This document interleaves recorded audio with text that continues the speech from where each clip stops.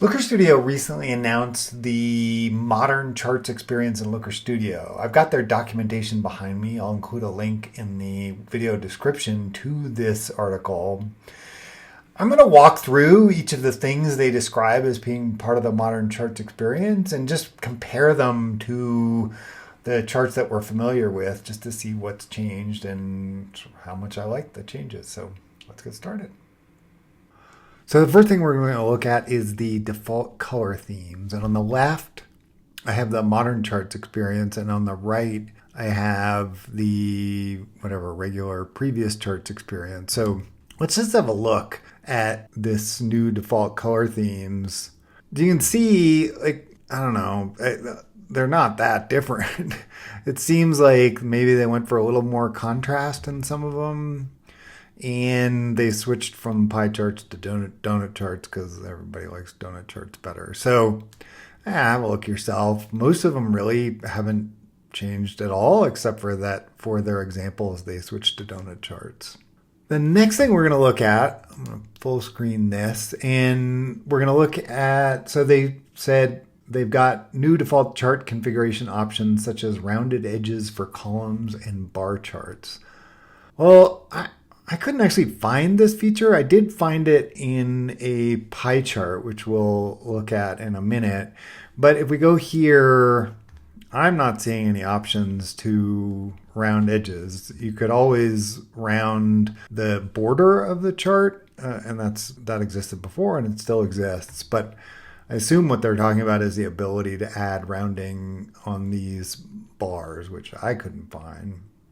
So next, let's have a look at the line gradient settings for line charts and time series charts. So I have a time series chart here, and I do want to contrast it to the time series. So here's the old time series, and here's the new time series. And they have, they've done some layout things that I sort of like. Like they pop up this bar here, so you can scroll through the different options. And I don't know, there's just a little bit with the styling that I think looks a little bit nicer than the old chart. So let's try out this line gradient setting. So we'll go back to this is the new chart. And if we scroll down, so we can see here. So I have the option for this series to add a gradient. I actually think that is kind of nice. It makes the chart pop a little bit. Maybe in some circumstances that would be sort of gratuitous. And if you look here on the old line chart, we could go down here. So these other options previously existed and still exist, but I like that.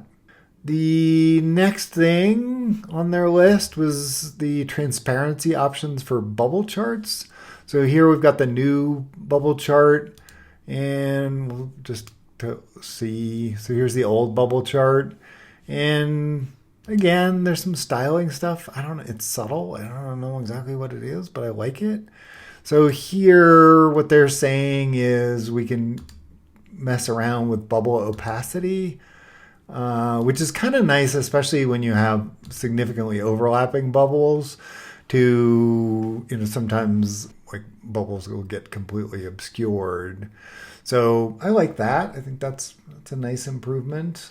Then next on the list, new chart padding control settings for pie charts and donut charts. So we'll go and we'll have a look at that. So this is an example of a new donut chart.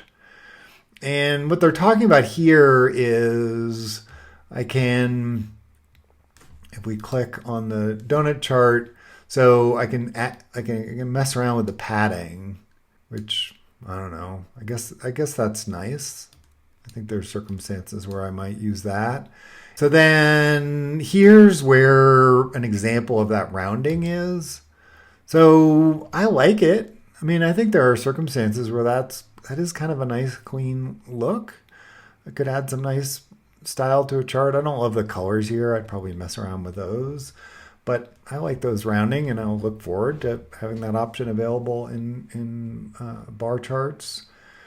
They mentioned new grid line, stroke, and style settings. So let's go and look at a chart that has grid lines. So if we look here and go down to grid lines, I don't know, maybe I'm just not looking in the right place, but I don't see it. They mentioned another thing they mentioned is new individual access line visibility.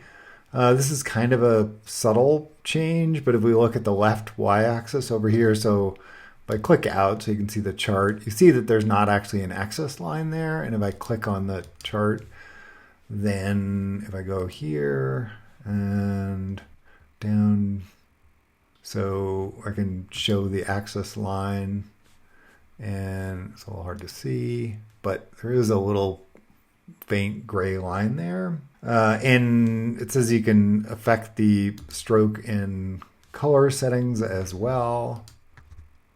Don't actually see where the options are for that. And then last but not least, showing the access title, and they say access title style settings. Not seeing that either. So I don't know. Just seems like some of the things that they announced aren't there yet. But I will. Okay, we'll finish with what is one of my favorite new features. If we go back to my bar chart, and you see how these. So I'm just showing sessions by country, and they're overlapping each other, which is stupid and annoying. So now what I can do is I can take my axis values and I can rotate them.